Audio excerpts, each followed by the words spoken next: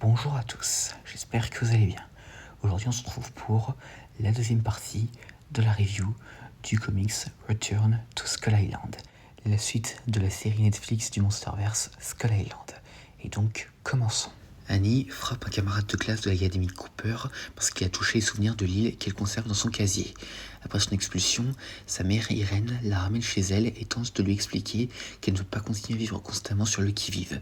Mais Annie reste inflexible, considérant le village comme une cage et toujours en colère que sa mère ait abandonné Charlie sur l'île. De retour sur Skull Island, Kaya tue un monstre ressemblant à un hippopotame et en sort Charlie. Elle le réprimande pour sa lenteur, tandis qu'il remarque sa ressemblance frappante avec Annie. Soudain, un monstre mille pattes surgit du sol, les forçant à fuir. Kaya explique que la recrudescence des attaques est due non seulement à l'absence de Kong, mais aussi une maladie imperceptible qui se propage sur l'île. Après leur départ, une substance noire se dépose sur la dépouille de l'hippopotame, noircissant ses yeux. Pendant ce temps, Sam et Irène observent aux jumelles Annie qui, une fois de plus, se faufile hors de sa chambre et se réfugie dans la grange où se trouve le chien.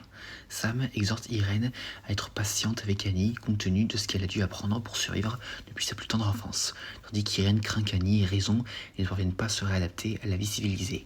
Après avoir salué le chien, Annie ouvre la porte située à l'autre bout de la grange et découvre Mike qui a secrètement affrété un bateau pour les ramener à Skull Island demain soir. Kaya et Charlie retournent au sanctuaire de Kong où Cap leur annonce que les blessures de Kong guérissent et qu'ils commencent à manger. Bien qu'ils soient encore faibles, Kong partage l'intuition de Kaya. Un nouveau titan tente de conquérir l'île en son absence et gagne en puissance. Et une forme massive émerge de la boue de là où Phoenix est mort, dispersant les autres créatures. Pendant ce temps, Irène emmène Annie sur sa propre tombe, ainsi que celle de son père Auguste, dans l'espoir qu'elle comprenne ce qu'elle a vécu lorsqu'elle a cru les avoir perdus tous les deux. Irène a déterminé à ne pas la perdre une seconde fois. Pourtant, cette nuit-là, Annie enfile sa vieille veste et monte dans un camion que Mike a obtenu pour loger le chien. Le chauffeur est un ami de Mike qui se présente comme étant Guy. À la grande joie d'Annie, il reste imperturbable au danger extrême de Skull Island. Irène et Sam les suivent discrètement, bien qu'elles étaient au courant de leur projet. Irène est déçue qu'Annie ne n'ait pas laissé de mots.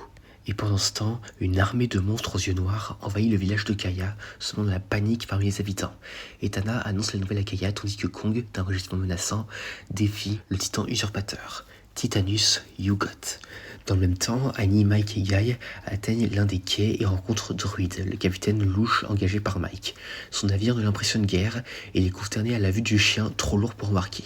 Leur conversation est interrompue par l'arrivée d'un groupe de mercenaires qu'ils prennent d'abord pour la police, mais qui se révèlent être au service d'Irène. Ceux-ci proposent de se joindre à leur mission de sauvetage, mais uniquement à bord du Léviathan, l'immense navire qu'elle a affrété. Pour apaiser Druid, elle l'engage comme homme de main. Charlie, Cap et Kaya aperçoivent Yugot au sommet d'une montagne enneigée, tandis que Kong l'escalade. Kong atteint les hauteurs et se jette sur le titan fongique, mais celui-ci l'intercepte d'un coup de bras, le projetant au sol.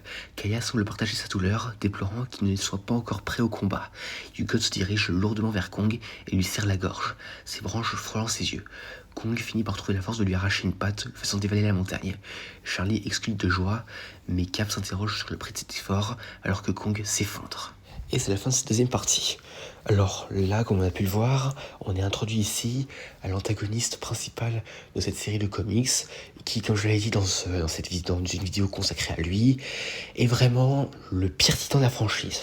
Donc ce Titanus Yugot, comme il l'appelle, eh bien franchement, il est dégueulasse. Même si, par contre, on peut trouver des points communs avec Amoluk. Et aussi, en dehors de Yugot, on a aussi l'occasion de retrouver des rhinocéros qui, attention, ne sont pas les mêmes que dans Justice League vs Godzilla vs Kong. Là, ce ne sont pas les mêmes rhinocéros. Et aussi un hippopotame avec des défenses sur la mâchoire inférieure. Et d'ailleurs, aussi, par contre, comment ça se fait que Charlie s'est fait manger par un de ces hippopotames? Mais franchement, je me le demande. Hein. Parce que normalement, les hippopotames, ça mange de l'herbe. Hein. Ça mange pas les humains. Enfin bon, j'imagine qu'il l'a mangé pour le tuer, mais bon, quand même. Rappelons quand même que les hippopotames, c'est quand même l'un des animaux les plus dangereux du monde. Mais bref. Et à part ça, du côté d'Annie, on peut voir que son retour à la civilisation n'est pas très facile.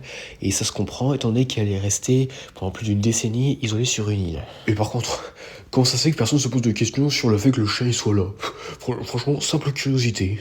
Enfin, voilà quoi, c'est un peu bizarre, je trouve que le chien il soit là et que ça n'attire littéralement pas l'attention. Honnêtement, je pense que Monarch serait déjà intervenu à ce moment-là. Et aussi d'ailleurs, on peut voir que le chien, il a dû nager des kilomètres pour arriver jusque-là. Et aussi, alors par contre, la partie qui me gêne un peu dans cette deuxième partie, depuis quand il y a de la neige sur Skull Island? Enfin, je veux dire, c'est une île au milieu du Pacifique et jamais on a vu de la neige sur cette île. Enfin, bon, d'accord, il y a des hautes montagnes, mais bon, on n'a jamais vu de neige sur Skull Island. Enfin, vraiment, cette partie-là, elle me dérange un peu, honnêtement. Et pour finir, Yugot, comme on a pu le voir, il est assez coriace, car en effet, là, il a mis Kong assez mal en point dès le début. Mais bon, de toute façon, je pense quand même que Yugot ne ferait quand même pas le poids contre Godzilla. Mais bon. En tout cas, voilà, c'était la deuxième partie de Return to Skull Island. J'espère que cette vidéo vous aura plu. N'hésitez pas à me dire ça dans les commentaires et à la prochaine.